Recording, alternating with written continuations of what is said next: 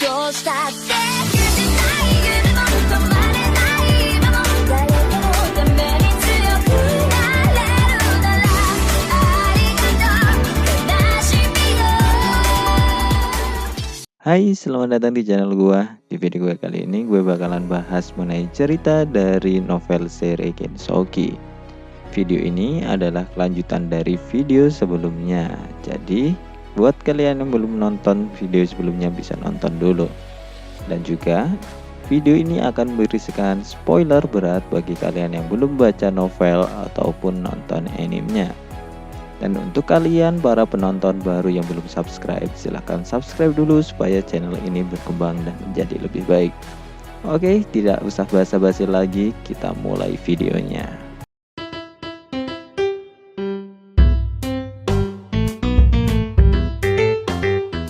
Cerita dimulai dari Desa Roh. Miharu baru saja terbangun dari mimpinya dan dia memiliki raut wajah yang kacau. Dan juga dia seperti ingin memeluk seseorang. Miharu kemudian mencoba mengingat mimpi yang sudah dia alami. Dan dia tahu bahwa itu adalah mimpi yang penting. Jadi dia berusaha untuk tidak melupakannya. Miharu yang mengingat sebagian dari mimpi, dia melihat seperti sosok anak kecil dan ibunya. Dan kemudian berubah menjadi Ryo yang mengayunkan pedang ke seseorang. Namun saat terbangun dari mimpi itu, Miharu malah menyebutkan nama Harukun, nama panggilan yang biasa digunakan untuk memanggil Amakawa Haruto. Miharu kemudian mengingat masa kecil bersama dengan Haruto, bahwa dia masih mengingat janji mereka dan masih menganggap itu merupakan hal suci sampai saat ini. Pikiran Miharu kemudian bertumpuk dengan bayangan Ryo saat mengingat Haruto. Miharu adalah gadis yang sulit untuk dekat dengan lelaki. Meskipun dengan kakak tiri Aki yaitu Takahisa, Miharu masih saja canggung. Namun, saat dia bersama dengan Ryo, dia merasakan perasaan yang nyaman, seperti saat dia bersama dengan Haruto. Miharu kemudian mengingat cerita dari Orphea yang mengatakan bahwa Ryo pernah mengigau dengan menyebutkan nama Michan saat tidurnya. Dan hal ini membuat Miharu mulai menumbuhkan kecurigaannya bahwa Ryo adalah Haruto yang dikenalnya. Namun, Miharu masih ragu karena Haruto pernah mengatakan padanya bahwa di kehidupan sebelumnya dia mati saat dia sudah menjadi murid universitas. Sedangkan Haruto seharusnya adalah seumuran dengan Miharu. Kemudian cerita beralih di luar tembok kota Amande, tempat Ryo bertarung dengan Lucius sebelumnya. Ryo saat ini sedang bersama dengan Flora. Flora saat ini juga mencoba untuk mendapatkan konfirmasi dari Ryo bahwa dia adalah orang yang dikenal Flora. Namun Ryo masih menyangkal dari pertanyaan Flora dan mengatakan memang benar Ryo dulu mempunyai nama Ryo sewaktu dia masih kecil. Namun sekarang dia menggunakan nama Haruto untuk umum. Dan juga mengatakan bahwa Ryo tidak tahu maksud dari Flora dan beranggapan bahwa Flora salah mengenalinya. Flora terus mencoba untuk mengatakan permintaan maaf karena dia telah melakukan sesuatu yang kejam di masa lalu dan dia tidak bisa menangani itu. Namun, Ryo di sini masih mengelak dan membuat Flora kemudian menangis. Flora kemudian merasakan kesedihan dan juga menyalahkan dirinya karena dulu dia tidak bisa berbuat apa-apa dan membiarkan Ryo mengalami penderitaan atas tuduhan palsu. Lalu, kemudian Ryo mengantar Flora kembali ke mansion Liselot, meskipun Flora masih menangis. Sementara itu, sebelum pertarungan Ryo dan Lucius berakhir, ternyata orang-orang yang berada di taman mansion Liselot melihat ke arah langit. Mereka terdiam dan tak bisa berbuat apa-apa ketika melihat makhluk setengah naga menyemburkan serangan seperti kilat ke arah bawahnya. Namun, setelah serangan itu turun, kemudian ada cahaya yang memantulkan serangan makhluk setengah naga itu dan kemudian membuat naga itu lari.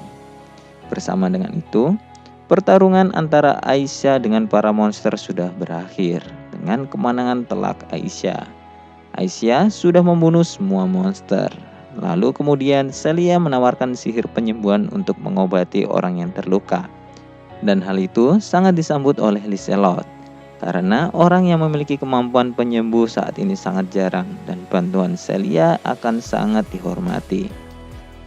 Dan di dalam ruang tamu mansion saat ini, Rowana mencoba menyembuhkan Duke Huguenot. Liselot, Celia, dan beberapa anak buah Liselot kemudian datang dan ikut membantu Rowana. Dan mereka menyembuhkan orang yang terluka di sana. Stewart yang ada di sana kemudian mengatakan bahwa mereka diserang oleh monster humanoid. Dan juga dia menyalahkan keamanan mansion. Rowana lalu kemudian menanyakan tentang kemana perginya Putri Flora. Liselot kemudian memberitahunya bahwa Putri Flora diculik oleh seorang pria misterius. Namun saat ini Haruto sedang mengejarnya. Mendengar ini, Rowana kemudian merasa menyesal karena ternyata tindakan yang telah dibuatnya menyebabkan kekacauan. Sementara itu, Ryo saat ini membawa Flora melewati atap-atap rumah dan akhirnya dia sampai di mansion. Celia, Aisyah, dan Liselot kemudian menyambut Ryo. Dan kemudian Ryo menyerahkan Putri Flora ke Liselot dan lalu masuk ke mansion untuk membahas detail dari informasi yang dia dapatkan. Liselot bertanya ke Ryo tentang serangan makhluk setengah naga. Lalu dijawab oleh Ryo, dan entah kebetulan apa tidak, makhluk itu menyerang Ryo ketika dia bertarung dengan penculik Flora yaitu Lucius. Dan hal itu membuat penculik itu berhasil lolos. Ryo lalu melanjutkan bahwa dia mendapatkan informasi bahwa penculik itu adalah Lucius. Dan rekan penculik yang membantunya kabur adalah bernama Reis. Liselot ternyata memiliki beberapa informasi tentang Lucius yang merupakan pemimpin tentara bayaran yang cukup terkenal. Dan juga saat Liselot mendengar nama Reis, dia teringat nama dari diplomat dari Kekaisaran Proxia. Namun karena mereka tidak bisa memastikannya dan juga Ryo yang tidak melihat wajahnya secara langsung tidak bisa langsung memutuskan hal itu. Dan bisa menduga bahwa orang yang mempunyai nama Reis juga ada lebih dari satu. Liselot yang penasaran kemudian menanyakan bagaimana Ryo bisa mengenal Lucius. Dari apa yang dilihat Liselot, nampaknya Ryo mempunyai suatu hubungan. Kemudian Ryo hanya menjawab bahwa dia pernah memiliki hubungan di masa lalunya. Dan Ryo tidak ingin membahasnya untuk saat ini. Dan setelah percakapan mereka selesai, Ryo kemudian meminta untuk kembali ke tempat dia bertarung dengan Lucius. Dengan niat untuk mencari tahu kemana arah dia melarikan diri. Sementara itu, Celia dan Aisyah tetap tinggal untuk membantu Liselot. Ryo mencoba mencari jejak darah milik Lucius, namun hal itu tidak ada. Dan setelah melakukan pencarian dan menduga bagaimana mereka lari, Ryo kemudian menyimpulkan bahwa kemungkinan terbesar mereka melarikan diri adalah dengan cara transportasi, karena tidak ada jejak darah ke arah manapun. Padahal Lucius menderita luka yang fatal. Ryo kemudian bertemu dengan Arya di sana. Ternyata Arya berniat menyelidiki tentang makhluk setengah naga yang muncul di sana sebelumnya. Ryo kemudian mengobrol sebentar dengan Arya.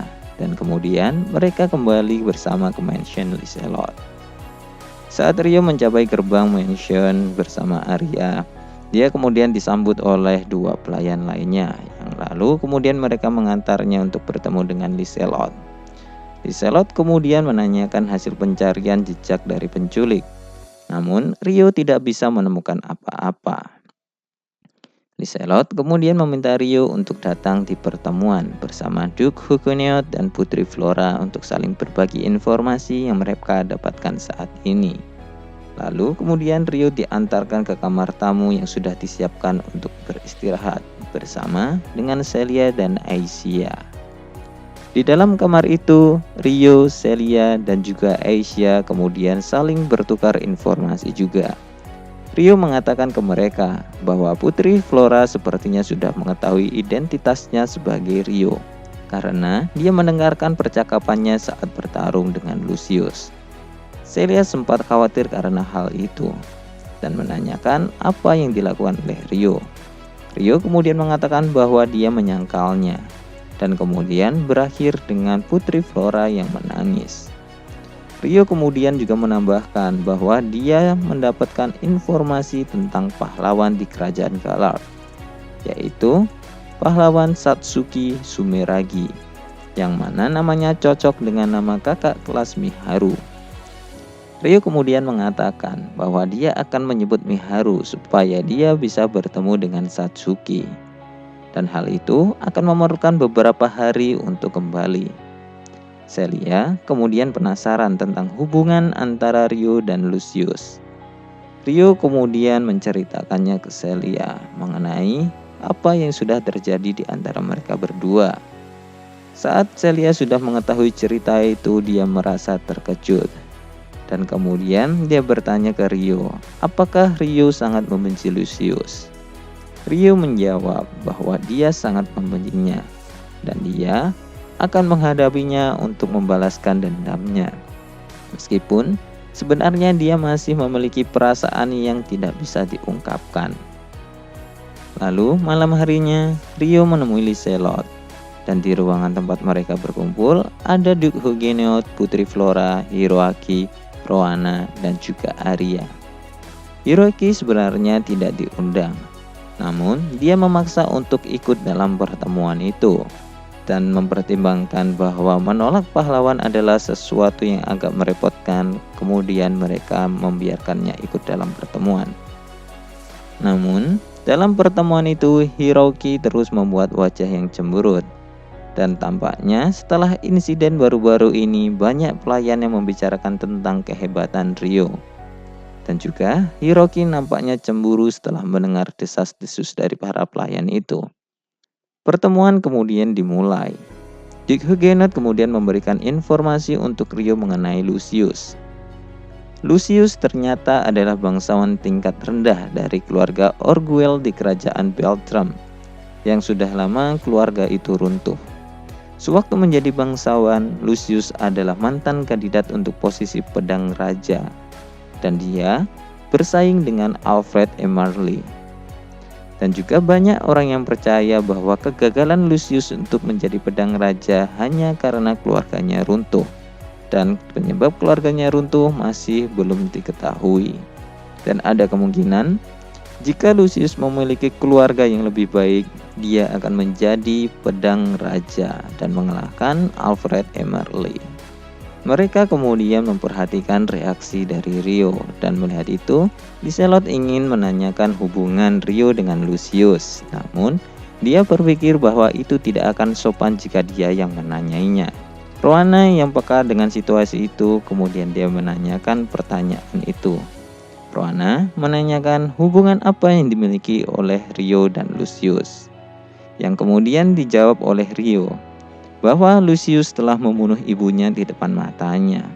Dan hal ini sontak membuat mereka semua yang ada di sana menjadi kaget. Dan untuk mengembalikan atmosfer, kemudian Duke Huguenot mengalihkan topik dengan membahas orang yang bernama Rhys. Huguenot dan Liselot mengetahui ada orang bernama Rhys di Kekaisaran Proxia, yang mana saat ini sedang berafiliasi dengan keluarga Arbor. Namun, itu belum pasti bahwa Rhys yang membantu penculik adalah dia. Dan mungkin saja ada orang lain yang juga memiliki nama Rhys, jadi mereka tidak bisa gegabah dengan hal itu. Namun, hal yang pasti saat ini yang dapat mereka lakukan atau kejar sekarang hanyalah informasi tentang Lucius. Duke Huguenot sudah memerintahkan anak buahnya untuk mencari informasi tentang Lucius, meskipun itu akan membutuhkan waktu. Lalu diskusi mereka berlanjut sampai 1 jam. Dan keesokan paginya, Rio dipanggil oleh Liselot lagi. Namun kali ini tidak ada Hiroaki dan Roana. Liselot dan Duke Huguenot kemudian menawarkan hadiah atas bantuan yang sudah Rio berikan.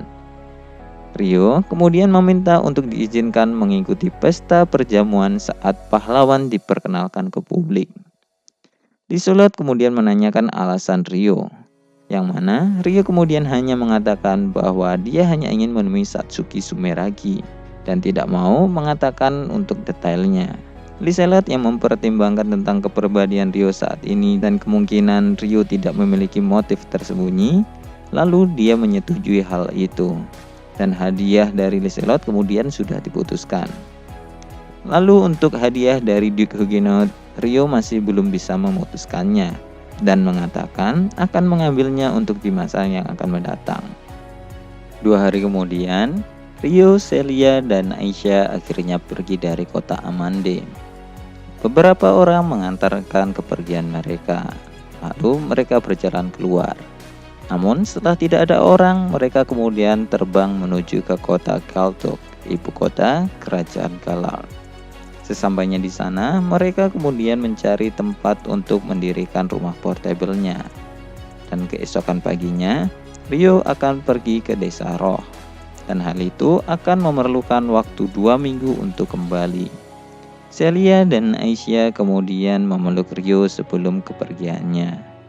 Dan kemudian setelah itu, Ryo berteleport ke desa Roh. Sesampainya di sana, Ryo memutuskan untuk langsung terbang ke balai desa daripada menunggu dia dijemput. Dan di perjalanan, dia bertemu dengan Orpia, Latifa, dan Miharu yang menaiki Ariel. Orpia kemudian bertanya ke Ryo tentang kepulangannya yang nampaknya cukup cepat. Namun, tidak ada Nona Aisyah. Ryo mengatakan bahwa saat ini Aisyah sedang merawat Celia dan dia ke sini hanya untuk menyampaikan beberapa informasi penting. Ryo kemudian mengatakan ke Miharu yang ada di sana bahwa dia sudah menemukan Satsuki Sumeragi. Namun sebelum Ryo akan mengatakan detailnya, dia ingin bertemu dengan para tetua terlebih dahulu. Ryo juga meminta Masato dan Aki untuk ikut berkumpul juga dalam pertemuan bersama para tetua. Lalu saat mendekati balai desa, mereka ternyata bertemu dengan Alma, Sarah, Aki, dan Masato. Dan akhirnya mereka berjalan masuk bersama. Dalam pertemuan itu, Ryo mengatakan bahwa dalam waktu 1,5 bulan akan diadakan pesta untuk memperkenalkan pahlawan, yaitu pahlawan Satsuki Sumeragi. Dan saat ini, Ryo mempunyai sebuah koneksi untuk membantunya untuk masuk ke dalam pesta. Sildora kemudian bertanya, apakah Ryo memberitahu tentang Miharu dan bagaimana dia mendapatkan koneksi itu. Ryo lalu menjawab, dia tidak memberitahukan mereka tentang Miharu karena itu cukup agak berbahaya. Dan alasan kenapa Ryo bisa mendapatkan koneksi karena kebetulan sewaktu Ryo di kota Amande, Ryo menolong para bangsawan untuk melindungi kota. Jadi bangsawan di sana berhutang budi padanya. Ryo kemudian menawarkan ke Miharu, Aki, dan Masato untuk bertemu dengan Satsuki. Namun, hanya Aki yang menjawab mau dengan antusias. Masato merasa agak murung karena dia saat ini sedang melakukan pelatihan. Dan juga, jika dia pergi maka akan sulit kembali ke desa Roh. Miharu juga agak terdiam bingung dengan tawaran itu. Namun, alasannya masih belum jelas. Ryo kemudian memberikan waktu kepada mereka bertiga selama 1 hari untuk berpikir. Dan kemudian mereka semua pulang ke rumah. Di rumah, Orpia, Sarah, dan Alma kemudian memasak untuk makan siang dan menyuruh Ryo untuk beristirahat di ruang tamu. Dan di ruang tamu, kemudian Miharu mendekati Ryo dan meminta untuk bertanya pendapat Ryo tentang situasi mereka saat ini. Ryo kemudian menjawab untuk sebaiknya mereka menemui Satsuki. Karena tidak hanya bisa memastikan keselamatannya secara langsung, tapi mereka juga bisa merencanakan langkah di masa depan yang tepat. Namun, Ryo juga memperingatkan bahwa akan sulit untuk bertemu dengan Satsuki saat ini, karena dia saat ini adalah pahlawan dari kerajaan Galar dan pasti akan mendapatkan pengawasan ketat. Dan mereka juga sebaiknya bertemu dengan Takahisa juga jika ingin kembali ke Jepang. Mendengar kata kembali ke Jepang, Miharu kemudian merasa gelisah dan panik dalam dirinya. Miharu kemudian melanjutkan bertanya, apakah Ryo tidak ingin kembali ke Jepang? Ryo menjawab itu hal yang mustahil karena di sana Ryo sudah mati. Dan kemudian saat Miharu ingin bertanya tentang kehidupan masa lalu Ryo, Latifah kemudian datang dan Miharu tidak jadi bertanya. Latifah ternyata mendengarkan percakapan Miharu dan Ryo sebelumnya di balik pintu. Dan kemudian dia sengaja untuk menghentikan pembicaraan itu. Setelah tidak mengobrol dengan Miharu, Ryo kemudian keluar untuk menyapa para tetangga. Karena sudah lama Ryo tidak berada di desa roh. Setelah itu, Miharu bertanya ke Latifah tentang kehidupan masa lalu Ryo. Latifah mengetahui semuanya, namun dia tidak bisa memberitahu Miharu karena dia sudah berjanji ke Ryo. Miharu sebenarnya ingin bertanya sendiri ke Ryo, tapi nampaknya Ryo mulai menghindari Miharu. Latifah juga nampaknya mengetahui itu dari melihat sikap Ryo baru-baru ini ke Miharu. Latifah kemudian memberitahu Miharu bahwa dia sebenarnya memiliki kehidupan di masa lalu juga, kehidupan di Jepang. Namun, Miharu harus menerima persyaratan darinya jika dia ingin mengetahui masa lalu Latifah. Miharu kemudian setuju, dan kemudian Latifah menceritakan masa lalunya, dimulai dari pertemuan dengan Ryo di Jepang, kematiannya di bus bersama Ryo, dan juga saat menjadi budak dan bertemu dengan Ryo, dan juga serta perasaannya terhadap Ryo. Miharu sangat kaget dan menangis juga saat mendengar cerita dari Latifah. Lalu Latifah kemudian menanyakan bagaimana perasaan Miharu terhadap Ryo. Dan Miharu harus menjawab pertanyaan ini karena ini adalah syarat awal yang diajukan Latifah sebelum menceritakan masa lalunya. Miharu kemudian mengatakan dia mempunyai orang yang dia cintai ketika kecil. Mereka selalu bermain bersama dan juga mereka nampaknya juga bermain bersama Aki juga. Namun mereka kemudian berpisah. Dan dalam perpisahan itu, Miharu membuat janji dengan pria itu bahwa mereka akan bertemu lagi dan akan menikah. Dan pria itu juga berjanji untuk melindungi Miharu. Setelah perpisahan itu, Miharu kemudian mencoba yang terbaik. Namun, Aki ternyata malah tumbuh dengan membenci pria itu. Namun, sampai sekarang Miharu masih berpikir untuk tidak memiliki hubungan dengan pria lain. Tetapi perasaannya menjadi aneh ketika dia bersama dengan Ryo. Dan pikiran dan perasaannya seperti tumpang tindih antara Ryo dan Haruto.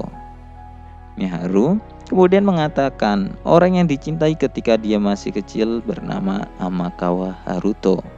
Miharu sempat berpikir bahwa Ryo adalah Haruto. Namun hal yang membuat Miharu adalah tentang garis waktu yang berbeda. Berdasarkan apa yang dikatakan Ryo, dia mengatakan bahwa dia mati ketika menjadi mahasiswa, sedangkan Haruto seharusnya adalah siswa SMA, karena dia seumuran dengan Miharu. Dan kemudian saat obrolan mereka berakhir, mereka akhirnya pergi menemui yang lain. Dan ternyata saat itu Aki menguping pembicaraan mereka, dan dia merasa terkejut setelah mendengar perasaan sebenarnya dari Miharu. Kemudian saat makan siang, Orpia kemudian menanyai tentang bangsawan yang dikenal Ryo.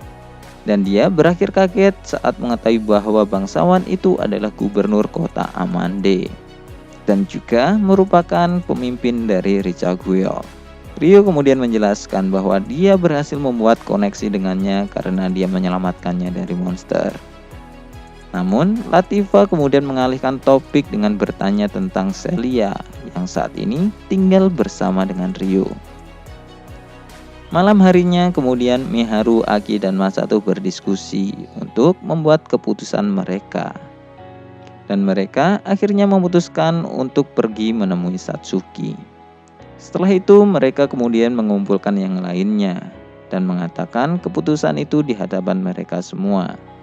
Dan juga kemudian Miharu mengatakan bahwa dia ingin ikut dalam pesta pengumuman pahlawan itu.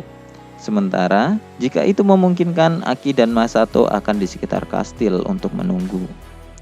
Ryo kemudian memperingatkan kemungkinan jika kerajaan tahu identitas Miharu, dia akan dimanfaatkan oleh kerajaan.